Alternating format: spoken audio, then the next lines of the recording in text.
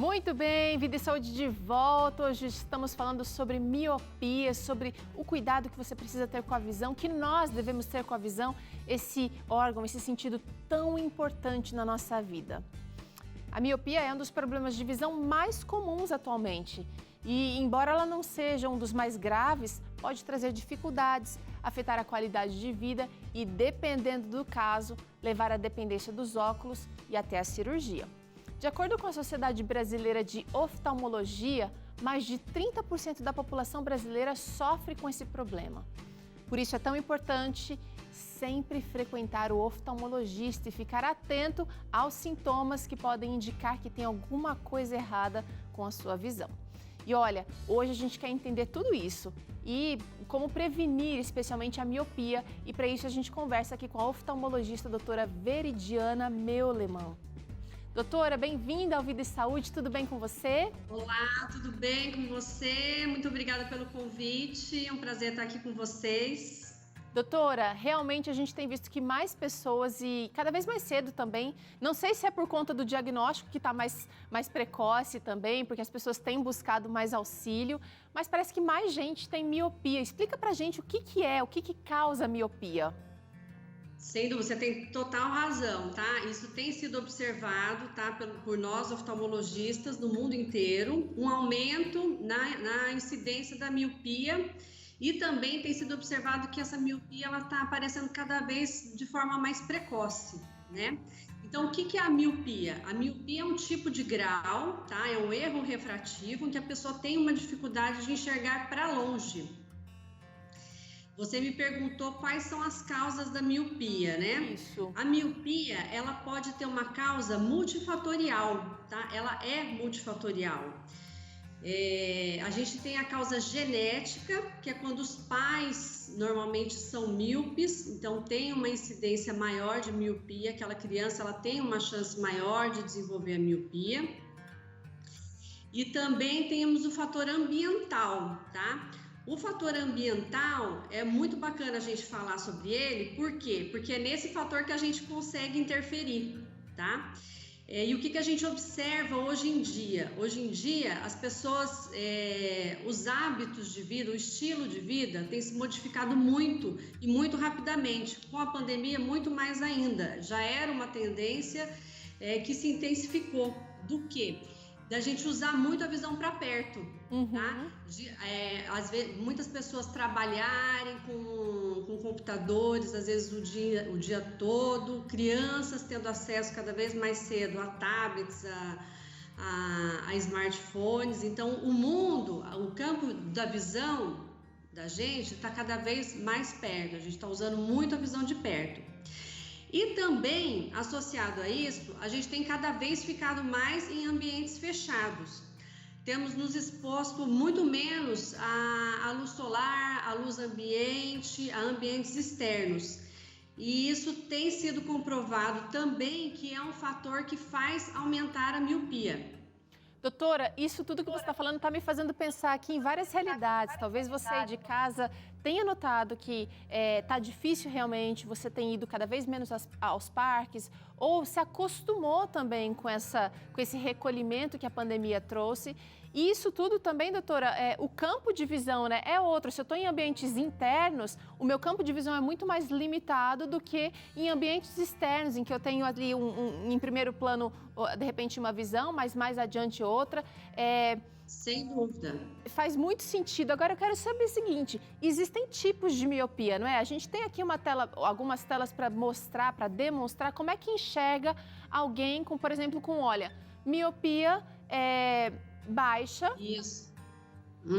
Olha que interessante, tem a classificação quantitativa, né, pelos graus, e a gente considera uma alta miopia mais de 6 graus. E olha só como que enxerga uma pessoa que tem 6 graus de miopia, né? Eu estou percebendo que não é só a visão embaçada. Tem uma miopia inicial. Isso. E uma coisa que eu gosto de ressaltar para os meus pacientes é o seguinte: um paciente que tem uma alta miopia, não só ele tem essa incapacitação no dia a dia de ver embaçado, como ele tem uma predisposição muito maior de ter algumas doenças até mais graves nos olhos, tá? Que podem até levar à cegueira, tá? Um paciente, eles têm alterações anatômicas bem características, tá? É interessante, por exemplo, mesmo um paciente que opera, tem um grau alto de miopia, por exemplo, ele vai lá, faz a cirurgia, opera, não precisa usar mais grau, ele continua tendo a anatomia do míope, tá? Que é uma anatomia diferenciada. Normalmente, o paciente que é míope, ele tem o olho maior, tem o globo ocular maior. Certo.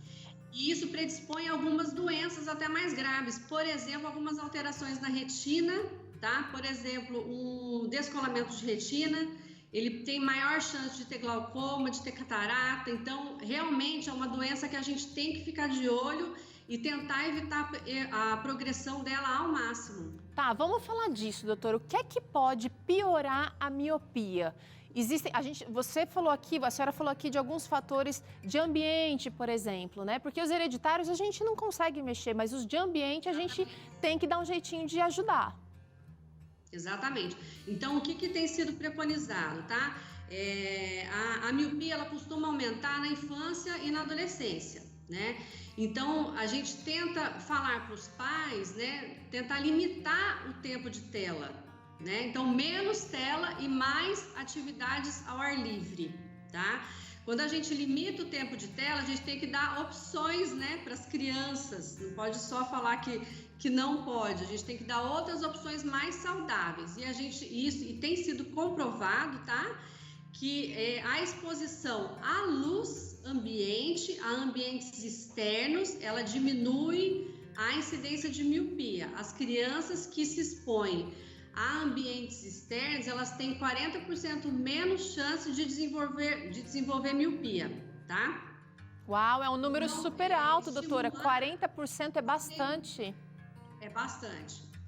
Estimular um passeio de bicicleta, tá? Uma brincadeira, um passeio no parque, uma caminhada. Quem mora em casa, ficar mais no quintal. Quem mora em prédio, usar aí a área em comum. Lógico que hoje em dia a gente tem todas as limitações por causa da pandemia, né? Mas ao ar livre, essas limitações a gente consegue administrar um pouco melhor, né, doutora? Porque a gente consegue espaçar mais.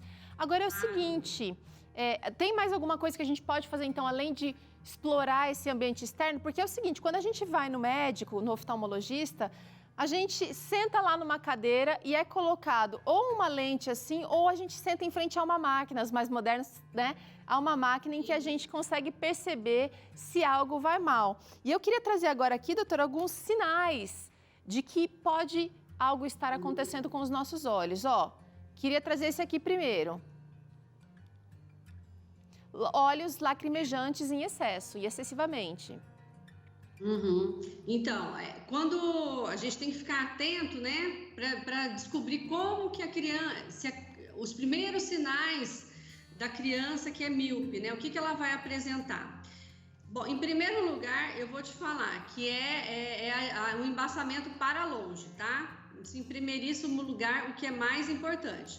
Pode desenvolver também um lacrimejamento, né, um desconforto nos olhos, tá? Mas sabe o que mais chama atenção? Que é o mais característico que a gente recebe aqui no consultório é quando a criança tem que mudar de lugar na escola, tá? Sentava mais pro fundo, lá no meio, aí fala, não, agora eu preciso sentar na primeira carteira para enxergar que eu não estou enxergando a lousa. Isso é muito característico, tá? E também outros sintomas, né? Uma coceira. Eu vou trazer aqui alguns, doutora, porque você trouxe aqui que talvez o mais específico e o mais característico seja não conseguir enxergar bem de longe. E aí tem a questão de espremer os olhos. Tem alguns sinais, né? Porque às vezes a pessoa não consegue identificar que ela não está enxergando, mas ela começa a espremer os olhos ali para ler, para ver. Exatamente. Até legal você ter falado isso de espremer os olhos, que é uma coisa que é super característico também, é típico.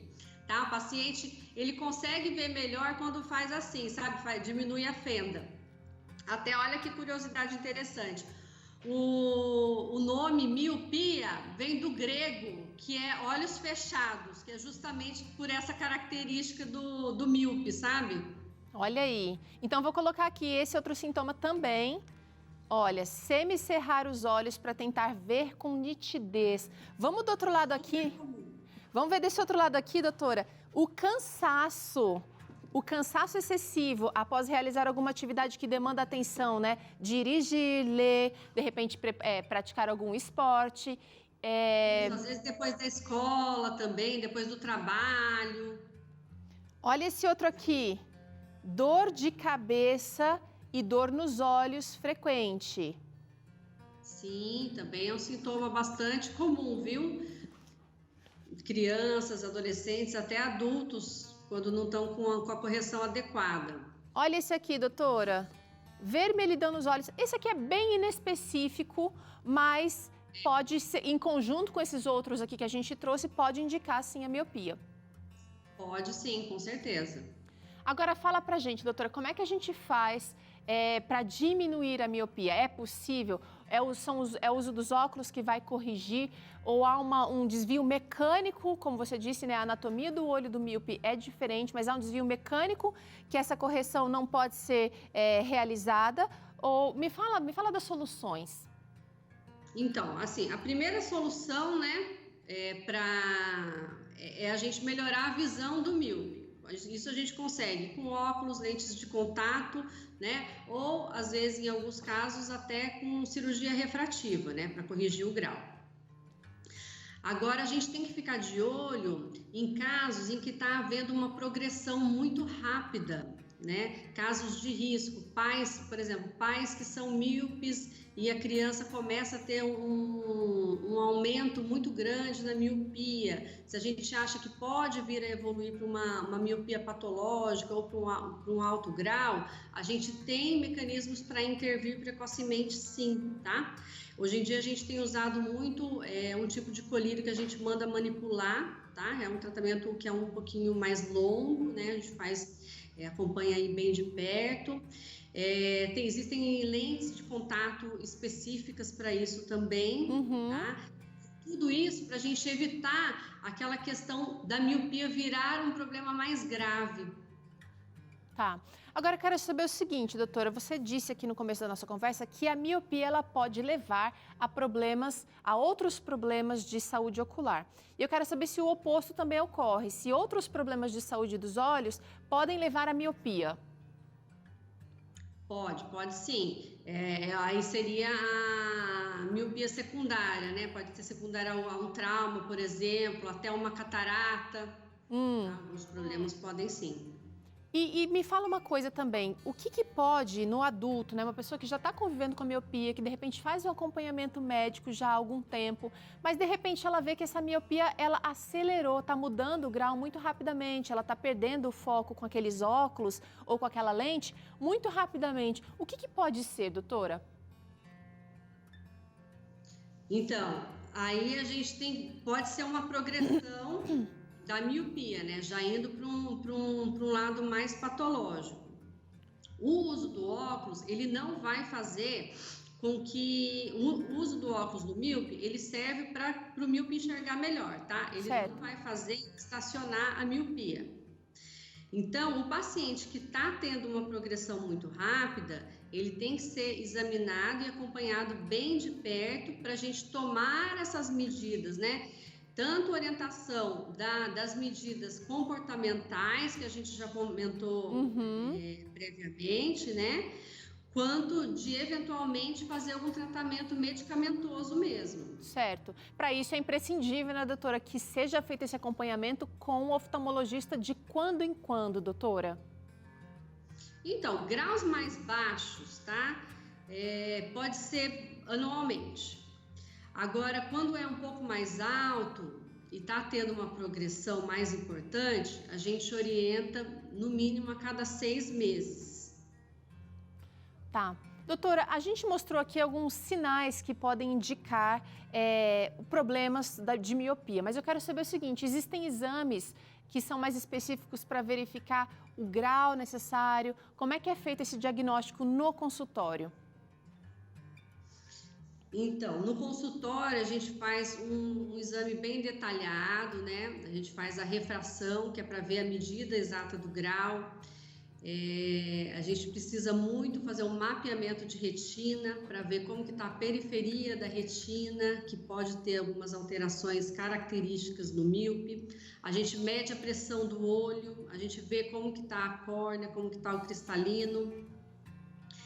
E eventualmente, em casos mais avançados, às vezes a gente precisa fazer alguns outros tipos de exames complementares, por exemplo, uma biometria para ver o tamanho do globo ocular, a gente consegue medir e fazer um acompanhamento periódico, né, para ver se está aumentando o tamanho do globo ocular, uma paquimetria corneana também.